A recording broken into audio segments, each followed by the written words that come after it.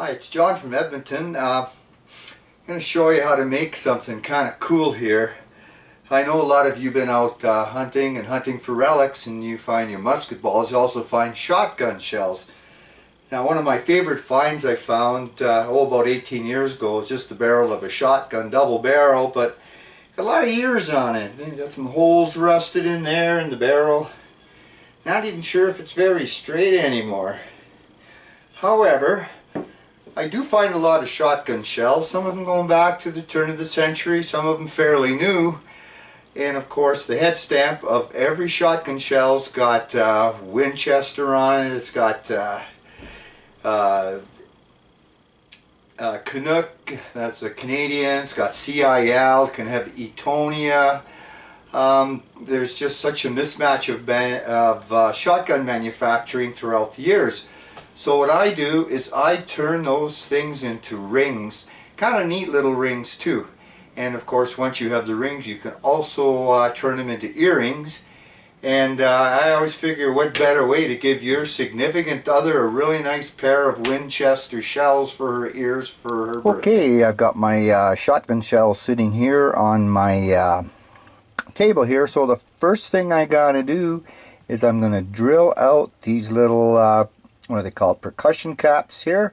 I'm going to drill them out with the electric drill, and then I'll carry on and I'll show you what we're going to do next. Okay, I've got my shotgun shell here in my trusty vice grip with the tape around the jaws so I don't scratch anything, and I will just turn on the drill here and we'll just stand by here.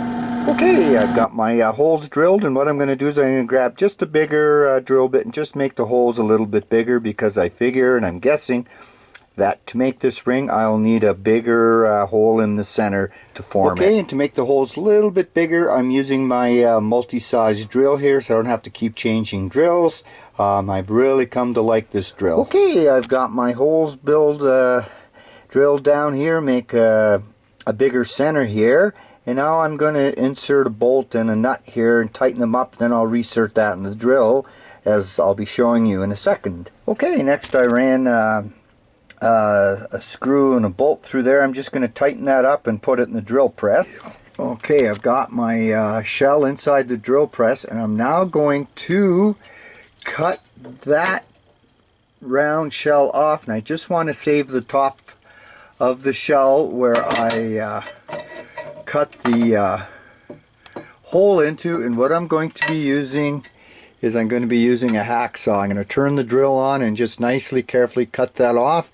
I'm going to also sand it while it's on that bolt to make it easy. Okay, I got my ends of the shotguns. I got the holes all drilled out nice. I sanded them a little bit, and I took the lip off underneath. There was a lip, so now it's just like a plain washer. Next step here is I'm going to anneal these, and to anneal these I'm just going to put them over the flame till they get a light pink, and then I'm just going to quench them here in the water.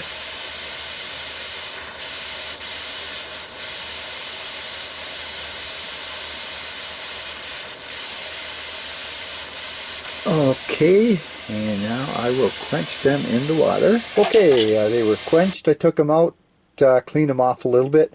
So instead of using my regular ring mandrel, these are a little tinier. They won't quite fit on it. There's my regular size, and I've got a small, like a punch I use here, and it's tapered.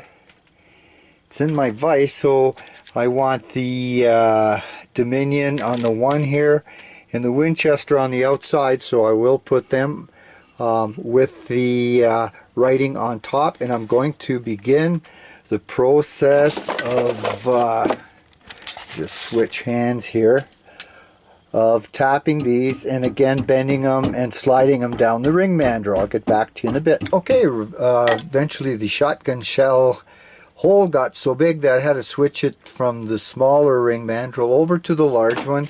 And when I did that, you always got to remember, when it's down, after you take it off, you flip it over and start stretching it the other way. I finally got them off my ring mandrel. I pushed them down far enough so I got a nice ring shape. I am now going to put them on my wooden ring mandrel. I'm going to sand them and file them and polish them and do whatever I got to do to make these little guys just look super good.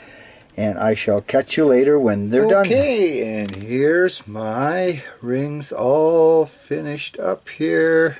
Now if I can get that into focus a little bit. There's two rings, a Winchester and a Canadian Dominion.